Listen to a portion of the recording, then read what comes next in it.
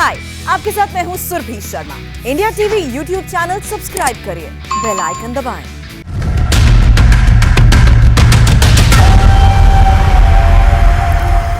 आप देख रहे हैं मुकाबला। नमस्कार, मैं हूं अजय कुमार। उत्तर प्रदेश चुनाव से ठीक पहले मुस्लिम वोटों के लिए तुष्टीकरण की सियासत बहुत तेज हो गई है। ओवैसी की नजर तो उत्तर प्रदेश के मुसलमान मतदाताओं पर है ही। अब कांग्रेस ने भी खुल्लम खुल्ला हिंदू मुसलमान करना शुरू कर दिया है।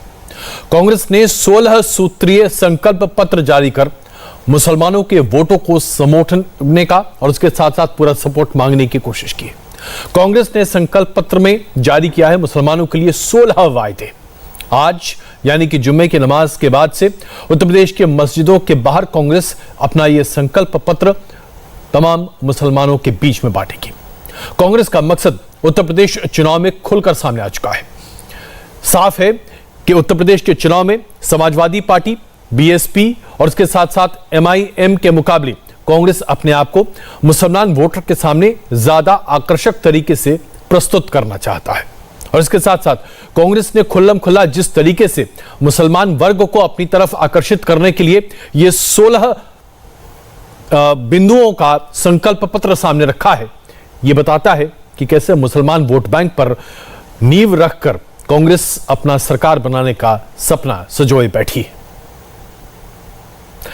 इस बड़ी खबर पर हम बने हुए हैं। एक छोटा सा ब्रेक लेते हैं और कैसे मुसलमान वोट बैंक को लेकर हर कोई अपने तरीके से जद्दोजहद कर रहा है, यह भी आपको बताएंगे इस छोटे से ब्रेक के बाद। आप देख रहे हैं मुकाबला और आज हम चर्चा कर रहे हैं कैसे उत्तर प्रदेश के चुनावों के लिए मुस्लिमों को अपने साथ रखने के लिए कांग्रेस ने 16 बिंदुओं का संकल्प पत्र अब जारी किया है। हर जुम्मे को सभी मस्जिदों के बाहर इन संकल्प पत्र को अपने मतदाताओं के बीच में बांटने की कोशिश कांग्रेस की तरफ से। उसके कुछ बिंदु मैं आपको पढ़कर बताता हूं। जैसे कि उसमें कहा गया है कि मौजूदा सरकार के तहत सीएए और एनआरसी के विरोध के आंदोलन में दर्ज किए गए सभी मुकदमों को वापस लिया जाएगा। मॉब लिंचिंग के खिलाफ कानून बनाया जाएगा। बुनकरों को फ्लैट रेट पर बिजली दी जाएगी। अंबेडकर छात्रावास के तर्ज पर हर जिले में अल्पसंख्यक छात्रों के लिए मौलाना आजाद छात्रावास खोला जाएगा। यानी कि अल्पसंख्यक के नाम पर सिर्फ और सिर्फ मुसलमानों की बात कर रही है कांग्रेस। इसे आप तुष्टीकरण की राजनीति नहीं कहेंगे तो और क्या कहेंगे। इस मुद्दे पर चर्चा करने के लिए हमारे साथ मौजूद रहेंगे भारतीय जनता पार्टी से सलमनी त्रिपाठी जी, सुचिया विश्वास कांग्रेस से हमारे साथ रहेंगी, अमित जमई साहब रहेंगे समाजवादी पार्टी से, हमारे साथ प्रोफेसर सतीश प्रकाश जी बीएसपी से और संजीव उनियाल जी आरएसएस समर्थक रहेंगे। एक छोटा सा ब्रेक, तुरंत वापस आते हैं और फिर शुरू करेंगे मुकाबला।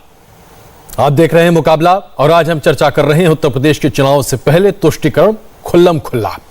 सलमनी त्रिपाठी जी, सुचिया विश्वास जी, अमित जमई जी, प्रोफेसर सतीश प्रकाश जी और संजीव उनियाल जी हमारे साथ मौजूद हैं। सुचिया जी, शुरुआत आपसे करूं। कांग्रेस पार्टी हमेशा से यह कहती रही कि तुष्टीकरण की राजनीति हम करते नहीं है। यह बात अलग है कि आपके ऊपर बाकी दल इस तरह के आरोप लगाते रहे। ये जो संकल्प पत्र है जिसकी एक प्रति मेरे पास पड़ी है, इसमें 16 पॉइंट्स हैं। कुछ एक पॉइंट्स पढ़कर बता रहा हूं, जरा बताइए तुष्टीकरण नहीं है तो और क्या है। सरकार बनी तो सीएए और एनआरसी विरोधी आंदोलन में दर्ज मुकदमे वापस होंगे, मुआवजा दिया जाएगा। मॉब लिंचिंग के खिलाफ कानून बनाया जाएगा। बुनकरों को फ्लैट रेट पर बिजली दी जाएगी। सपा सरकार के बंद किए हुए टैनरी खोली जाएंगी। अंबेडकर छात्रावास की तर्ज पर मौलाना आजाद छात्रावास खोला जाएगा। मदरसा आधुनिकीकरण के लिए पैसे लगाए जाएंगे। पसमानदा तबकों के विकास के लिए काम किया जाएगा। मतलब हर चीज, हर जगह पर, हर जिले में यूनानी मेडिकल कॉलेज खोला जाएगा। यह तुष्टीकरण नहीं है तो और क्या है। और मुस्लिम मतदाताओं को लुभाने के लिए आप इतने नालायक क्यों हैं?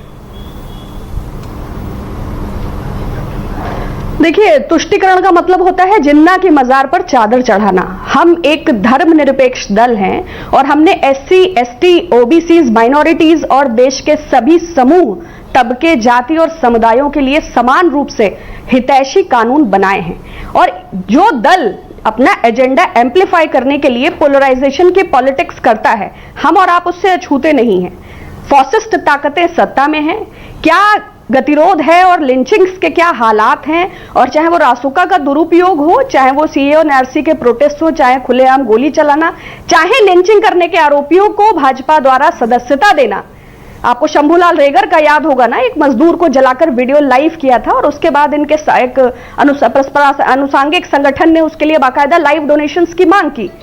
तो समाज में ध्रुवीकरण को जो बढ़ावा दिया जा रहा है, जो अपनी राजनीति को मेजॉरिटी वर्सेस माइनॉरिटी बनाकर सुरक्षित कर रहे हैं, उनके लिए ये निश्चय चिंता का विषय है। लेकिन कांग्रेस ने हमेशा प्रकृति के समान व्यवहार किया है। तो किसी तो एक समुदाय धर्म आधारित राजनीति नहीं कर रहे, ये आपके धर्म आधारित राजनीति का प्रमाण नहीं है। नहीं, तो मेरे पास भी बीजेपी का मैनिफेस्टो है, कहिए तो मैं उसकी बिंदुवार चर्चा बिल्कुल पाइएगा, लेकिन मैं अभी तो आपसे समझना चाह रहा हूं, ये धर्म आधारित राजनीति नहीं है, कांग्रेस की धर्म आधारित राजनीति नहीं है। आप ये कहना चाहती हैं, आप चाहती हैं कि जनता इसे मान ले? नहीं, जनता तो मान ही रही है भाई। 24 करोड़ लोगों को क्या खुली आंखों से दिख नहीं रहा है? जब प्रदेश में कुछ नहीं किया, 33 करोड़ का दिया जला दिया और अब अब्बा जान, तो क्या है? ये पोलराइजेशन ही है। अगर स्वास्थ्य में कुछ किया होता, अगर लैक ऑफ लीडरशिप और लीडरशिप मिसमैनेजमेंट ना होता, कोविड पैंडेमिक की मिसहैंडलिंग में फेल्योर ना होता, अगर जीएसटीज और एमएसएमई स्टार्टअप्स और एंटरप्रेन्योर्स की ये हालात ना होते, अगर जी, मेरा सवाल कांग्रेस के लिए है, ये आप विफलता सरकार की गिनाने की कोशिश कर रही हैं। मेरा सवाल बड़ा सीधा सा है, कांग्रेस धर्म आधारित राजनीति नहीं करती, ये कांग्रेस का हर प्रवक्ता कहता है, हर मंच पर कांग्रेस कहती है। ये धर्म आधारित राजनीति नहीं है। जो 16 पॉइंट का आपका ये जो सामने मेरे पड़ा हुआ है पर्चा, ये धर्म आधारित राजनीति नहीं है, यही आप कह रही है ना? बेशक कोई इसमें संशय ही नहीं है। देखिए, उनको 19 पर, तभी मैंने कहा ना, मुख्यमंत्री जी स्वयं अब चलिए अब इसका जवाब सलम मनी जी दे रहे हैं। सलम मनी जी, ये धर्म आधारित राजनीति नहीं है, यह बात अलग है कि 16 के 16 पॉइंट में सिर्फ और सिर्फ मुसलमानों की चर्चा की गई है।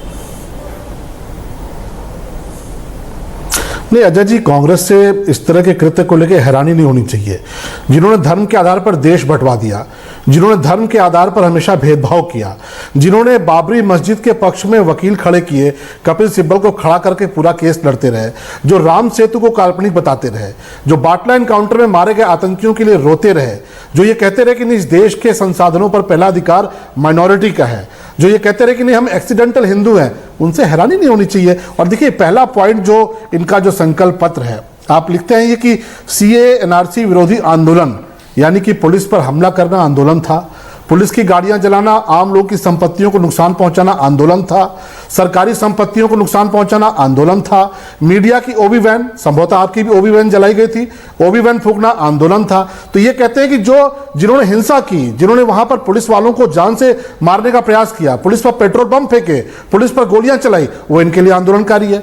जो गौ हत्या कर रहे हैं, इसमें इन्होंने लिखा है कि जो गौ हत्या कर रहे हैं उनके खिलाफ ये मुकदमे वापस लेंगे, यानी जो गौ हत्या करते हैं। तो हैरानी की बात नहीं होनी चाहिए, केरल में इनके युवा मोर्चा के पदाधिकारियों ने बीच राह पर गाय काटी थी, तो उसके साथ ये खड़े हैं। ये कहते हैं समाजवादी पार्टी की सरकार में जो 250 दंगे हुए, उसमें कहते हैं कि न्याय दिलाएंगे। अरे साहब, आप तो आज तक वहां पर आंसू पोंछने भी नहीं गए।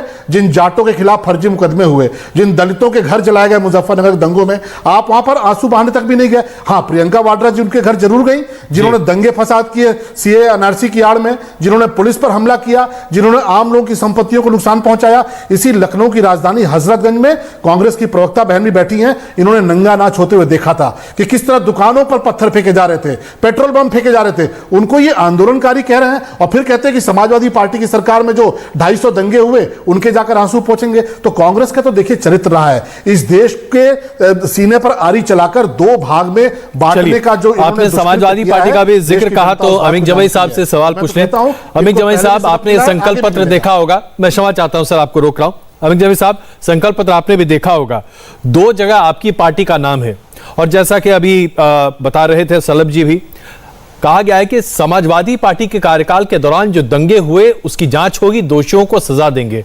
यानी कांग्रेस मानती है कि बीजेपी के शासनकाल में पौने 5 साल में कहीं कोई दंगे नहीं हुए, वरना उसकी जांच की बात कहती। दंगे तो सिर्फ आप ही करवाते साहब।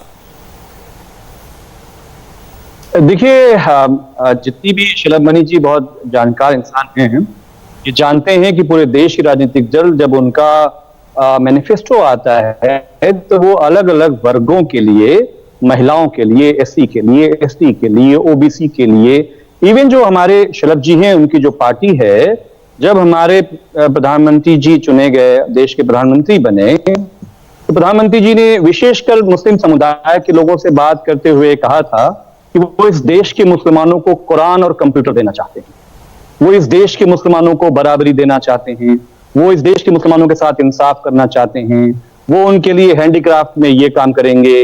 अल्पसंख्यक मंत्रालय में जो मुख्तार अब्बास नकवी साहब हैं, वो पूरे देश में इनकलाब ला देंगे, जिससे सोशियो इकोनॉमिक पॉलिटिकल जो बैकवर्डनेस है मुसलमानों की, वो जो है आगे आ जाएगी। सारे देश की 70 साल में तो कुछ हुआ ही नहीं। तो देखिए, ये तो अधिकार है सभी पार्टियों को अपनी बात को रखने का, अपनी बात को कहने का। जब वज़ीर आज़म साहब कह सकते हैं कि कुरान और कंप्यूटर देंगे, तो कटोरा थमाया था ना मुसलमानों को इस देश के अंदर 14 के बाद से देश में आज तक। मेरे पास देखिए अजय जी, आप जानते हैं कि मैं हमेशा जो है जो नीति आयोग की जो पूरी प्लानिंग है, उनका जो बजट एलोकेशन, मैं वहां देख के बात करता हूं। आप अगर मुख्तार अब्बास नकवी साहब के मंत्रालय चला जाएं, तो सबसे ज्यादा निकम्मा मंत्रालय, सबसे ज्यादा जो उनके पैसे लैप्स हुए हैं, माइनॉरिटीज के वापस आए हैं, वो उत्तर प्रदेश से हैं, शलभ भाई की पार्टी का जहां पर राज है। तो सवाल कांग्रेस की, मुझे लगता है कि उत्तर की लड़ाई में कांग्रेस की हम चर्चा भी क्यों कर रहे हैं? लड़ाई उत्तर प्रदेश में बहुत साफ साफ है कि किसान, मजदूर, समाजवादी पार्टी के नेतृत्व में, आदरणीय अखिलेश यादव जी के नेतृत्व में आज बीजेपी के सामने पूरा उत्तर प्रदेश खड़ा है। रही बात कि जो आपने हमारा नाम लिया, अमित भाई, आपने एक बहुत बड़ी बात कह दी कि उत्तर प्रदेश की चुनावी लड़ाई में हम कांग्रेस की बात क्यों कह रहे हैं। मुझे लगता है कि सूची जी से इसका एक छोटा जवाब बनता है। सूची जी, आपको तो समाजवादी पार्टी रेस में मानती नहीं है साहब। अजय भाई, एक बात मेरी, मैं आ जाऊंगा आपके पास, मैं आ जाऊंगा। जरा सुची जी का एक जवाब लेके बस आ रहा हूं आपके पास। अमित भाई, आऊंगा आप ही के पास। जी सुची जी। कोई दिक्कत नहीं है, वो उनकी अपनी निजी सोच है। लोकतंत्र में इस बात का अधिकार सभी दलों को है कि वो अपनी बात रखें। हमने 70 बरस देश की सेवा की है। राजनीति हमारे लिए कभी भी विषय प्राप्ति का साधन नहीं रही। हम गरीब आवाज बनकर खड़े हैं और हम पुनः सत्ता में वापसी करेंगे। चिंता का समय उनके लिए है जो लोकतांत्रिक ढंग से चुनी गई सरकारों को, मतलब एक जमाने में आप दोनों साथ खड़े थे, आज समाजवादी पार्टी आपको प्लेयर भी नहीं मान रही। ये चिंता का विषय होना चाहिए आपके लिए। खैर चलिए, अमित जी जवाब दीजिए सर, प्लीज कंप्लीट कीजिए अपनी बात। मैं ये कह रहा था, जो भारतीय जनता पार्टी के लोग आज नेतृत्व में हैं, इंक्लूडिंग हमारे आदरणीय मुख्यमंत्री साहब जो है, क्या ये बात सही नहीं है कि जितने भी बड़े बड़े केसेस इनके ऊपर गंभीर धाराएं लगी थी, सारे उप मुख्यमंत्री, मुख्यमंत्री जी ने पूरे देश में, प्रदेश में जितने भी क्रिमिनल्स इनके एमएलए थे, सबके केस वापस लिए। उसमें जो निर्दोष लोग हैं, अगर उनकी कहीं बात कोई कर रहा है, वैसे कांग्रेस ये है कि जब मुख्यमंत्री जी अपना केस वापस ले रहे हैं, तो ये तो कोई भी बात कह सकता है। चलिए, इसका जवाब सलीम जी से जरूर लूंगा, लेकिन इसके पहले मैं जरा सतीश जी के पास चलूं। सतीश प्रकाश जी, मुस्लिम वोट तो ऐसा लग रहा है कि एक अनार 100 बीमार, हर कोई लालायित निगाहों से बस मुस्लिम वोट की तरफ देख रहा है। आपको भी बहुत उम्मीदें, ऐसा क्यों साहब? नहीं अजय जी, मेरा नजरिया थोड़ा अलग है। मुस्लिम सिर्फ एक वोट नहीं है, मुस्लिम के अंदर भी वही आवश्यकताएं हैं, उनकी जीवन मरण, उनको तमाम वही चीजें चाहिए जो हिंदुओं को चाहिए या बाकी लोगों को चाहिए।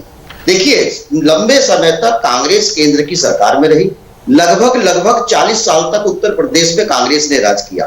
और आज अगर कांग्रेस 16 बिंदुओं को लेकर के ये मानती है कि ये मुस्लिम समाज की समस्या है, यही समस्याएं मुस्लिम समाज की तब भी थी जब देश आजाद हुआ, तो इसका मतलब यह है कि कहीं ना कहीं कांग्रेस की भी कुछ ना कुछ खामियां और नाकामियां हैं। चलिए, कांग्रेस इसको स्वीकार कर रही है, हमें इस पर कोई आपत्ति नहीं है। देखिए, मैं इस संकल्प पत्र में कुछ बिंदु और चाहता कि अगर कांग्रेस इन 16 बिंदु के साथ साथ अगर लोगों के बीच में जाकर के इस बात को कहती कि हाँ, ये सच्चाई है कि हमारे कार्यकाल में ही मस्जिद के अंदर अगर तस्वीर रखवाने वाले थे तो वो हमारे कार्यकाल में हुआ, अगर वहां पे मस्जिद का पूजा के लिए अगर ताला खुलवाया गया, ये भी कांग्रेस के कार्यकाल पे हुआ, और अगर इस देश में मस्जिद को जब गिराया गया और केंद्र में बीजेपी, केंद्र में कांग्रेस की सरकार थी और उत्तर प्रदेश में बीजेपी की सरकार थी, बाकायदा इस देश की सुप्रीम कोर्ट को कांग्रेस और राज्य की बीजेपी सरकार ने मस्जिद की सुरक्षा के लिए बाकायदा एफिडेविट जो है दायर किया था। लेकिन दुर्भाग्य देखिए कि यही केंद्र की सरकार इस बात का इंतजार करती रही कि जब तक मस्जिद ना गिर जाए और मस्जिद का तमाम मलबा लूट करके लोग अपने घरों की तरफ ना लेके जाए, तब तक कांग्रेस कहीं ना कहीं चुप्पी रही और बीजेपी ने बाकायदा इस काम को बड़ी बेखूबी से किया। मेरा मानना यह है अजय जी कि कांग्रेस और बीजेपी सिक्के के एक ही पहलू है, ये कहीं ना कहीं एक ही थैली के चट्टे बट्टे हैं। एक सांपनाथ है तो दूसरा नागनाथ है, इसमें एक खूंखार हो सकता है, कम खूंखार हो सकता है, लेकिन कहीं ना कहीं इस देश का जो सामाजिक रूप से जो कमजोर वर्ग है, जो धार्मिक रूप से कमजोर है, सतीश जी, आप जो व्याख्या कर रहे हैं उस पर सलम मनी जी बहुत मुस्कुरा रहे हैं। मैं उनके पास जाऊं, लेकिन इससे पहले मैं आपके क्षमा चाहता हूं, जरा सीधे चलता हूं। मैं एक चीज सुनिए जी प्लीज कंप्लीट कीजिए कांग्रेस और बीजेपी का नजरिया तो बता दूं। अगर महिला आरक्षण बिल को लेकर के कांग्रेस मना करती है तो महिला आरक्षण बिल का विरोध कहीं ना कहीं बीजेपी भी करती है। लोकपाल बिल का विरोध अगर कांग्रेस करती है तो यही बीजेपी करती है। और अगर आप देखेंगे, अगर आइए हम जरा मुद्दे पर ही सीमित रहे। सतीश प्रकाश जी, मैं जरा जवाब ले रहा हूं सुची जी से, उसके बाद मैं उनियाल साहब के पास चलूंगा। सुची जी, इस देश में आपके दो मुहेपन को सामने रख रही है बीएसपी। जी प्रकाश जी प्लीज। सतीश जी सर ये सवाल, सतीश जी मुझे आपकी आवाज कम करनी पड़ेगी सर, मजबूर मत कीजिए प्लीज सर। जी आपकी सरकार के अंदर सुची जी जवाब दे रही हैं, हम सुची जी की आवाज सुन रहे हैं। सुची जी बिल्कुल, देखिए हाथी के गले में कमल गट्टे की माला है, तो इसलिए ये खाने और दिखाने वाले दांत दिखते रहेंगे। मुझे नहीं लगता कि इनको काउंटर करने की कोई आवश्यकता है। इनका नोटों की माला पहनने और मूर्तियां बनवाने का समय गया, और अगर पुनः भी कुछ इनको सीटें मिलती हैं तो हमें समझना चाहिए कि वो बीजेपी के साथ ही जानी है। तो ये दलितों की बेटी कम और दौलत की बेटी ज्यादा है, इन पर हम क्या चर्चा करें। खैर, अभी हमारे बीजेपी के प्रवक्ता साथी ने बहुत सारे विषय एक साथ गिनाए, उसमें उन्होंने दंगों का भी जिक्र किया। हुकुम सिंह साहब अब तो स्वर्गीय हैं, कुछ कहना उचित ना होगा, किंतु माफी हमें उनकी भी याद है। और सरकार बनने के बाद मुख्यमंत्री या डिप्टी सीएम या कानून मंत्री की मुकदमा वापसी छोड़ देते हैं, मगर 20,000 से ज्यादा कहा तो उनको पॉलिटिकल वर्कर्स गया, आप दंगाई थे या महापंचायतें थी या खाप था क्या नहीं। तो किस हद तक पोलराइजेशन वो करते हैं और उनकी राजनीति का आधार क्या है, ये देश और प्रदेश सबको पता है।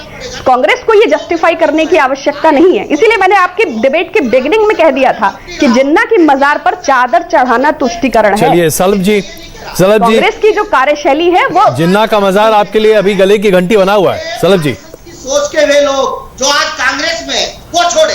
नहीं, देखिए वो तो सबको पता है कि 2014 के बाद से इस देश में लोगों ने किस तरह से अपना निर्धारण किया, लेकिन मैं इतना जरूर कहूंगा कि जब इस प्रदेश में 2017 के पहले मुख्तार अंसारी और अतीक अहमद जैसे लोग मिनी मुख्यमंत्री थे, डीजीपी थे, तो मुकदमे किनके खिलाफ लिखे जाएंगे?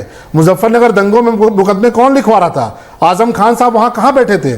जाटों के खिलाफ अगर हमने मुकदमे वापस लिए तो हमें इस बात का गर्व है कि मुजफ्फरनगर के जाटों के खिलाफ जो फर्जी मुकदमे लिखे गए थे बेकसूर जाटों के खिलाफ, वो मुकदमे हमने वापस लिए। मुजफ्फरनगर के दंगों में बेकसूर दलितों के खिलाफ जो मुकदमे वापस लिए गए थे, मुकदमे किए गए थे, मुकदमे हमने वापस किए। हमको इस बात का गर्व है। जब मुख्तार अंसारी जैसे लोग बैठ के सरकार चलाएंगे, जब अतीक अहमद जैसे लोग बैठ के सरकार चलाएंगे, जब आजम खान जैसे लोग बैठकर बेगुनाह लोगों पर मुकदमे लिखवाएंगे, तो भारतीय जनता पार्टी मुजफ्फरनगर के जाटों का मुकदमा वापस लेगी, भारतीय जनता पार्टी मुजफ्फरनगर के दलितों का मुकदमा वापस लेगी। और मैं तो सिर्फ इतना कहूंगा कि कांग्रेस की प्रवक्ता महिला हैं, जरा इनसे पूछिए शाहबानो प्रकरण में क्या यह तुष्टीकरण नहीं थी कि शाहबानो प्रकरण में एक बिल्कुल कोर्ट से आया हुआ कानून आपने संसद में बदल दिया? आप भी महिला हैं, आपको आज इस बात का जवाब देकर यहां पर जाना चाहिए कि जो ट्रिपल तलाक के खिलाफ माननीय अदालत ने जो फैसला दिया था, कांग्रेस ने कौन सी पॉलिसी के तहत उस पूरे कानून को बदल दिया था। पूरा देश इस बात को जानता है कि आप तुष्टीकरण में मुस्लिम वोटों के लिए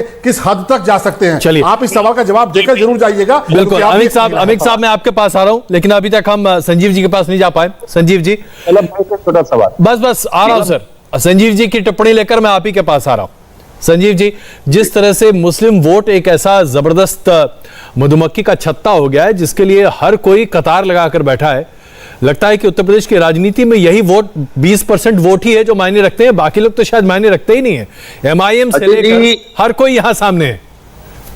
अजय जी, मैं वाकई बहुत दिल से दुखी हूं, और मैं ही पैनल में एक ऐसा व्यक्ति हूं जो कि किसी भी पॉलिटिकल पार्टी को रिप्रेजेंट नहीं करता।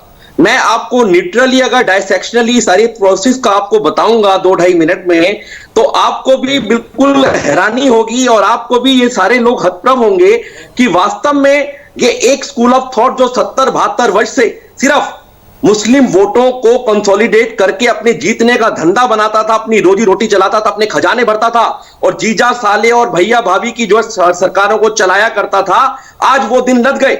आप देखिए, मैं आपको एक जरा पुराने परिप्रेक्ष्य पे लेके जाता हूं कि जब चीफ मिनिस्टर थे मोदी जी, मैं एक स्कूल ऑफ थॉट से नहीं बिलोंग करता हूं, किसी पॉलिटिकल पार्टी का नहीं हूं, तो कच्छ और बुरुज का वो इलाका था जो कि पाकिस्तान के साथ लगा करता था, सबसे ज्यादा मुस्लिम बहुल था। उस जगह को सबसे ज्यादा डेवलप करने का जो श्रेय जाता है वो मोदी जी के रिजिम में जाता है। ट्रिपल तलाक के ऐसे विषय को जिन्होंने किसी को भी अनछुआ कर रखा था, कोई टच नहीं करता था, उसको दमन तरीके से लाकर पेश किया गया और मुस्लिम बहनों को एक बहुत बड़े संकट से बाहर निकालने का काम भी मोदी सरकार ने किया। और जहां तक एक हाथ में कुरान और एक हाथ में लैपटॉप, इस तरह की जो परिभाषा लेकर चले थे मोदी जी, हाँ, वो तुष्टीकरण की नीति नहीं करते, वो सबका विकास करते हैं। अगर इन रोड्स बनती हो तो सबके लिए बनती है, अगर गैस बनती है, गैस लाई जाती है तो सबको गैस मिलती है, और अगर वैक्सीनेशन लगता है तो फ्री का वैक्सीनेशन हर एक जनजाति के लोगों को लगता है। तो ये सरकार वो सरकार है जिसने कि सबको रोंद दिया अपनी पॉलिसीज के कारण।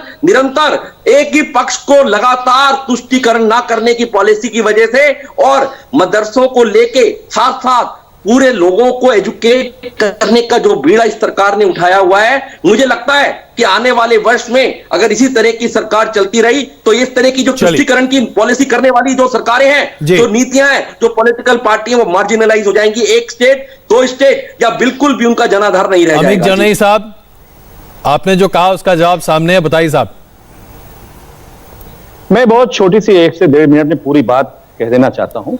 मैं शलभ जी से बहुत ही विनम्र निवेदन करके पूछना चाहता हूं कि पूरे देश में और पूरे उत्तर प्रदेश में गन्ना किसान हो या हमारे पश्चिम उत्तर प्रदेश में जो किसानों का आंदोलन चल रहा है, आप तो ठीक समझते हैं, आप तो कम्युनिस्ट और समाजवादी नेता राजा महेंद्र प्रताप को भी जाट समझते हैं। चलिए, बड़ी अच्छी बात है, समझिए जाट।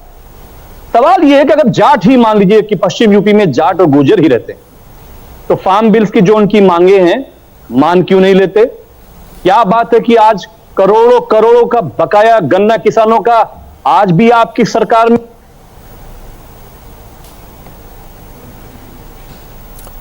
ऐसा लग बड़ा प्रेम है, तो वो सड़कों पे संघर्ष क्यों कर रहे हैं?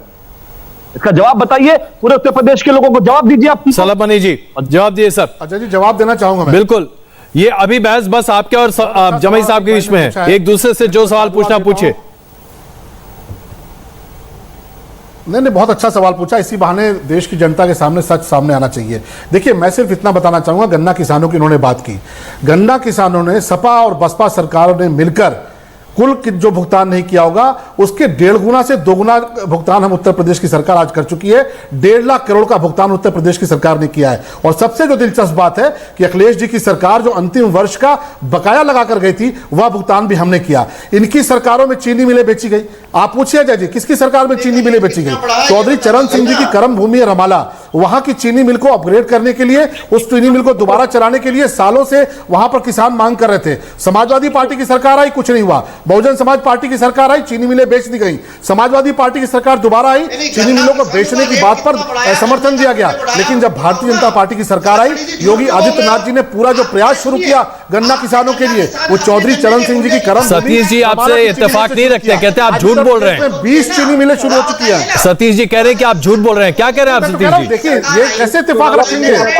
ये कैसे इत्तेफाक रखेंगे जी? 10 सेकंड और लूंगा। 10 सेकंड। चुनावी वर्ष था, आखिरी चुनावी वर्ष में अखिलेश यादव जी ने केवल 6 लाख मीट्रिक टन की गेहूं खरीदा है, और उत्तर प्रदेश की योगी जी की सरकार ने पहले वर्ष में 38 लाख मीट्रिक टन गेहूं खरीदा है। ये सरकारी खरीद हुई है। किसानों की जेब में डायरेक्ट पैसे जा रहे हैं, कोई बिचौलियों के जरिए नहीं जा रहे। और इसलिए ये जो तथाकथित किसान घूम रहे हैं, तथाकथित किसान आंदोलन जो हो रहा है, उसमें कांग्रेस सपा बसपा फंडिंग कर रही है, उससे कुछ नहीं होने वाला। चलिए, मैं इसका जवाब अमित जमई साहब से लूं। जमई साहब, आगे विधानसभा चुनाव में खिसियानी बिल्ली खंबा नोचे लेकर आएंगे हम। आप वो कुछ नहीं कर पाए, बीजेपी कहती है सब कुछ इन्होंने किया, आप बस यूं ही फंडिंग करके अराजकता पैदा कर रहे हैं।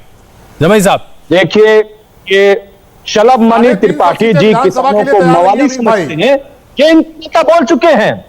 पूरे दिल्ली में, पूरा देश में जो किसान आंदोलन चल रहा है, ये लोग मवाली समझते हैं। कहे शलभ भाई कि जो पश्चिम यूपी में, पूरे यूपी में किसान भारत बंद करने जा रहा है, वो मवाली है।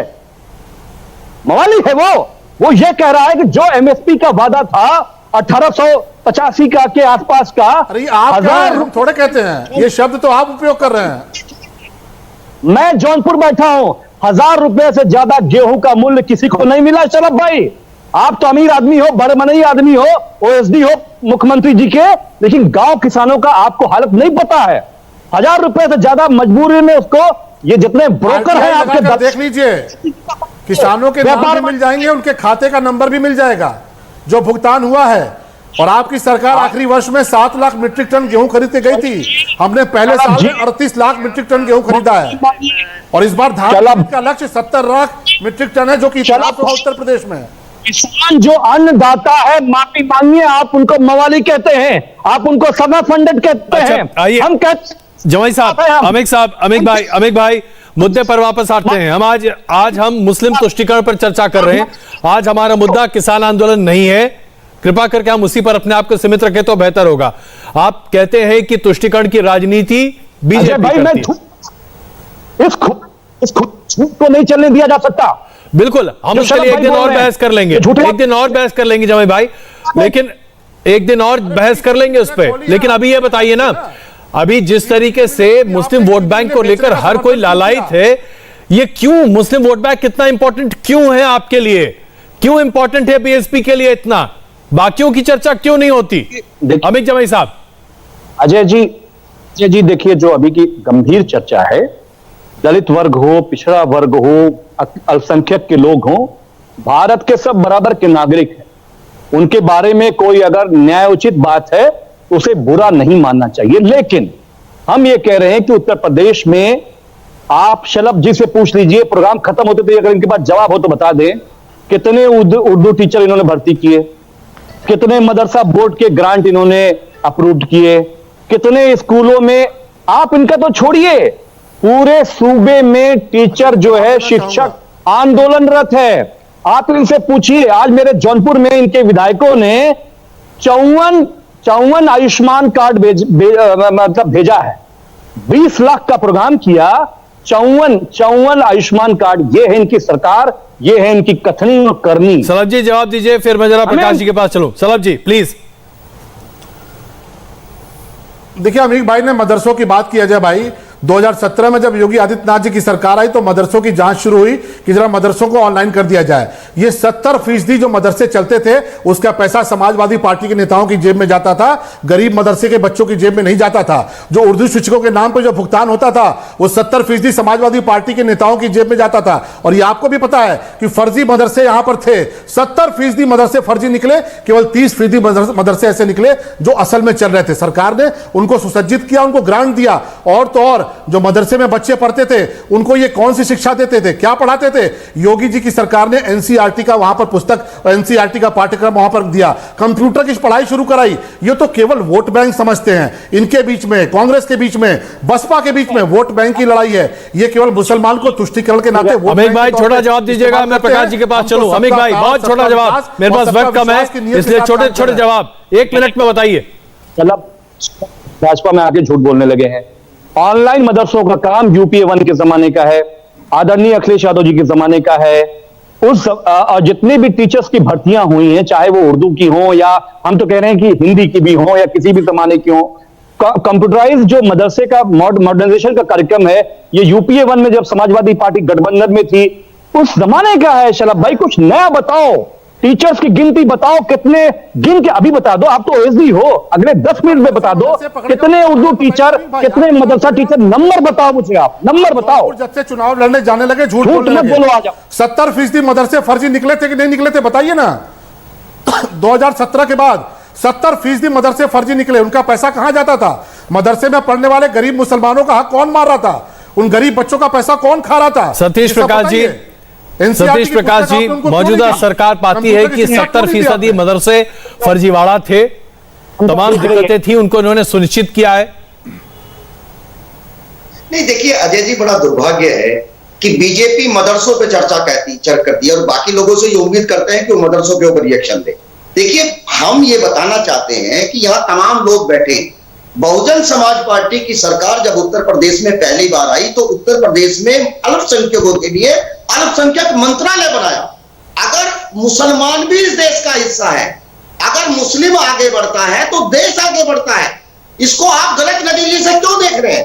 अगर बहुजन समाज पार्टी लखनऊ के अंदर उर्दू विश्वविद्यालय बनाती है तो इसमें बाकी लोगों का क्या नुकसान होता है, इसमें बताइए ना। नहीं तो ये भी तो बताइए ना सतीश जी, जब आप ये कहते हैं कि हम 100 उम्मीदवार मुसलमान रखेंगे तो ये तुष्टिकरण नहीं है तो क्या है? आप भी तो तुष्टिकरण करते हैं साहब। देखिए अजय जी, बड़ा दुर्भाग्य है, भारत का दुर्भाग्य है कि आप कहीं ना कहीं उत्तर प्रदेश की राजनीति को 2 हिस्सों में बांट रहे हैं, उसका धार्मिक पोलराइजेशन कर रहे हैं, मुस्लिम तुष्टिकरण का आरोप लगा करके। मैं अजय जी यहाँ तमाम दलों से, यहाँ कांग्रेस की भी बैठे हैं और बीजेपी आपके सपा वाले भी हैं। देखिए बीजेपी का ट्रैप है, बीजेपी सबको फंसा रही है, बीजेपी जनमानस के मुद्दों से लोगों का ध्यान भटकाने के लिए। चलिए सलभ जी, इससे पहले कि मैं सुची जी के पास जाऊं, आप ट्रैप में सबको फंसाए हुए हैं, आपने उलझा दिया है सबको। मैंने आप बहुत दिमागदार हैं साहब। कितने लोगों का इलाज आपने कोविड हॉस्पिटल में कराया? जरा 1-2 लोगों का आंकड़ा बताइए। सतीश जी प्लीज सर, सतीश जी मुझे आवाज कम करनी पड़ी सर, मजबूर मत कीजिए सर प्लीज सर। जी सलभ जी प्लीज। सतीश प्रकाश जी इतनी ज्ञान परक बातें कर रहे हैं। इनकी नेता जब बनारस में चुनाव लड़ाने जाती हैं तो कहते हैं कि मुख्तार अंसारी मुसलमानों का मसीहा है। मुख्तार अंसारी को मुसलमानों का मसीहा बताने वाले ये लोग हैं। इन्होंने अपनी सरकार में जो तुष्टिकरण किया पश्चिमी उत्तर प्रदेश में लेकर चाहे पूर्वांचल तक, वो पूरे देश ने देखा है। बहुजन समाज पार्टी ने क्या किया और उसके नाम पर जो भ्रष्टाचार हुआ, NRHM घोटाला, स्मारक घोटाला, भर्ती घोटाला, खनन घोटाला, आबकारी घोटाला, तो मुसलमानों का तुष्टिकरण के और मुख्तार जैसे लोगों को मुसलमानों का मसीहा बताकर अपनी जेबें भरने वाले ये लोग हैं। ये जब टीवी डिबेट में आते हैं, ज्ञान की बातें करते हैं और बाद में वोट बैंक की तरह मुसलमान को इस्तेमाल करके। मैं जरा सुची जी की तरफ चलूं। सुची जी को देश का मुसलमान भी सुची जी, भारतीय जनता पार्टी कहती है उन्होंने अल्पसंख्यकों के लिए बहुत कुछ किया है, बस वो ढिंढोरा नहीं पीटते हैं जिस तरह से आप पीट पीट कर वोट बटोर रहे हैं। सुची जी प्लीज। आप जो आपराधिक छवि के लोग हैं उनको निकाल दिया जाए। जी मदरसों का डिस्कशन बहुत हुआ। मैं कहना चाहूंगी कि UPA 1 के दौरान डॉक्टर मनमोहन सिंह की सरकार ने मदरसों के आधुनिकीकरण के लिए 8,000 करोड़ रुपया दिया। NCERT के पाठ्यक्रम का मैं व्यक्तिगत तौर पर स्वागत करती हूं, अच्छा कदम है, अच्छा कहेंगे।